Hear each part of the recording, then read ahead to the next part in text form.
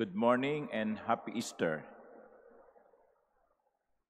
It says in the Gospel, the chief priests gave a large sum of money to the soldiers, telling them, "You are to say, his disciples came by night and stole him while we were asleep." Binayaran para magsinungaling. At kung iisipin natin, mga kapatid, not much has changed since then.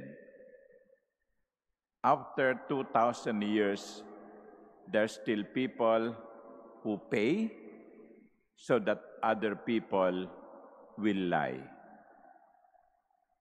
Trolls are paid nowadays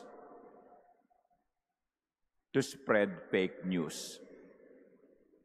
That is why reputations are destroyed, candidates lose in the election because of the trolls that have been paid with so much money in order to spread fake news. Walang masyadong nagbago. But the beauty of this gospel is this. Prior to this, another instructed some people to tell the good news. Jesus appeared to the women and told them or gave them this instruction, "Go tell my brothers to go to Galilee, and there they will see me." Humayo kayo at sabihin nyo sa aking mga alagad na magkikita kami sa Galilea. Si Jesus nagbigay ng utos na magpahayag ng mabuting balita. Hindi fake news, hindi bad news, good news. My brothers and sisters, we have many options here. Nasa sa atin ngayon. Ano ang gagawin mo? Ano ang pipiliin mo? Ang magkalat ng mabuting balita o ang magkwento ng mga fake news? Maging instrumento ng katotohanan o maging kasangkapan ng pagsisinungaling? Kapag kayo ay nagkukwento ng isang hindi kayo sigurado, hindi totoo, naninira, katulad kayo ng mga sundalong maaaring hindi kayo binayaran, pero nagiging kasangkapan kayo ng kasinungalingan.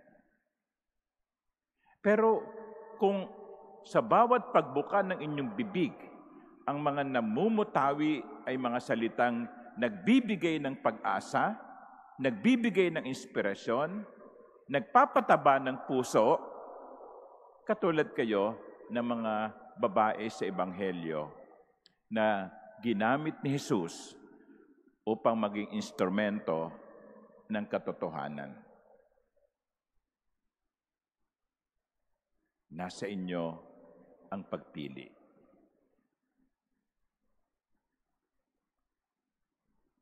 Kampon ng kadiliman, team kadiliman, o kampon ng katotohanan, team katotohanan. Ang isa pang pinapaalaala sa atin na ito, sa ating makabagong panahon, maraming ang mga sinungaling, maraming mga hindi nagsasabi ng tama. Well, maging mapanuri tayo. That's the second challenge to us. Maging mapanuri. Huwag nyo kaagad-agad i-click yung nabasa ninyo sa Facebook at isi-share. Baka hindi totoo. Maging mapanuri. Mag-isip. May katotohanan ba itong sinasabi nito? Huwag agad-agad magbabahagi. Baka mamaya, yung ibinabahagi ninyo ay fake pala. At nagiging instrumento pa kayo ng pagkalat ng maling balita.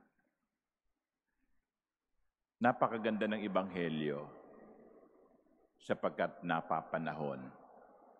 Sana maging instrumento tayong lahat ng katotohanan, kaliwanagan, kabutihan. Amen.